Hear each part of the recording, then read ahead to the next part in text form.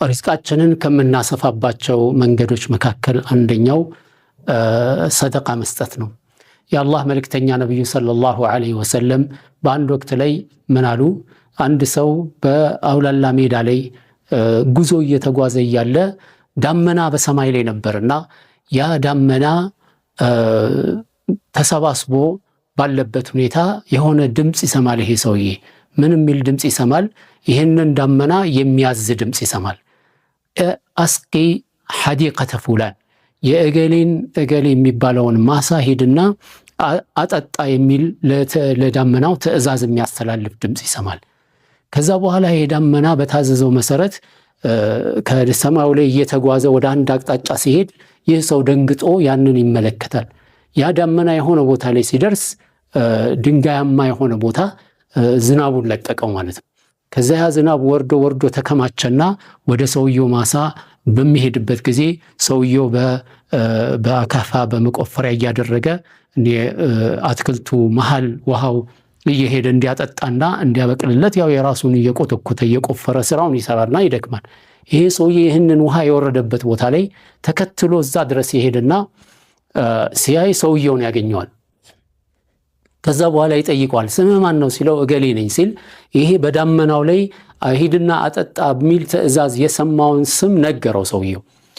ከዛ በኋላ ሰውየው ግራ ገባውና ለምን ስሜን ጠየከኝ ብሎ ሲጠይቀው አይ ዳመናው እኮ የሆነ ቦታ ላይ ተከማችቶ እኔ በመንገድ እየሄድኩኝ የእገሌን ማሳ ሂድና አጠጣ የሚል ትዕዛዝ ሲሰጥ ሰማሁኝና ያ ስም ደግሞ ያንተ መሆኑን ለማጣራት ነውና ስጠይቅህ ያንተ ስም ነው። ለመሆኑ ምንድነው የምታደርገው?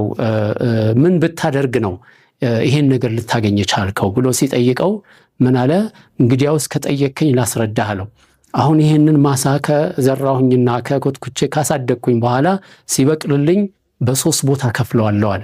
አንደኛውን ከዚህ ከሚወጣው ምርት ላይ 1/3ኛውን ለተቸገሩ፣ ለምስኪን፣ ለሙሳፊሮች፣ ለተለያየ ሰደቃ አውሏለሁኝ አለ። ሁለተኛውን እኔና ቤተሰቤ እንበላለን አለ። ሶስተኛውን ደግሞ ለሚቀጥለው እንደገና መልሼ የምዘራውን አስቀምጣለሁ አለ።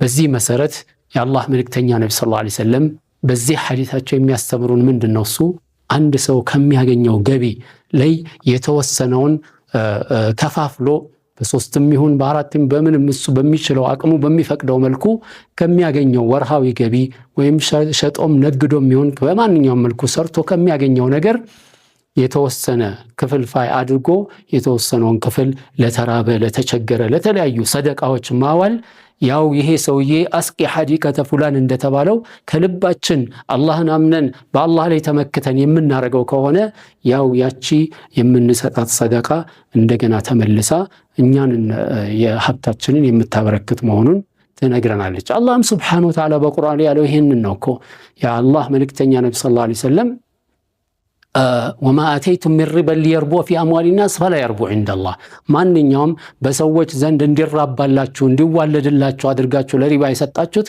አላህ ዘንድ በረካ የለውም ይጠፋላል።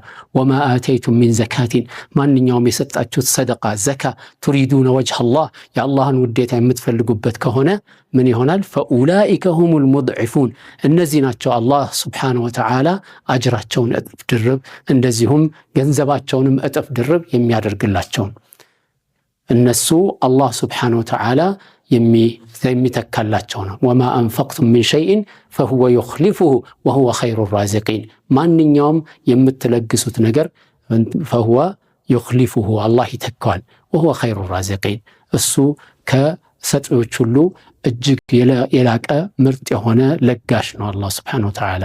ስለዚህ አላህ ሱብሓነሁ ወተዓላ በዚህ ከሚጠቀሙና እንደዚሁም በየጊዜው በየወሩ ከምናገኛቸው ነገሮች የተወሰነውን ለምስኪን አካፍለን ንብረታችንን ገንዘባችንን የምናስጠብቅበትና እንደዚሁም አጅራችንን ከፍ የምናደርግበትን ነገር ከሚፈልጉ ሰዎች አላህ ያድርገን።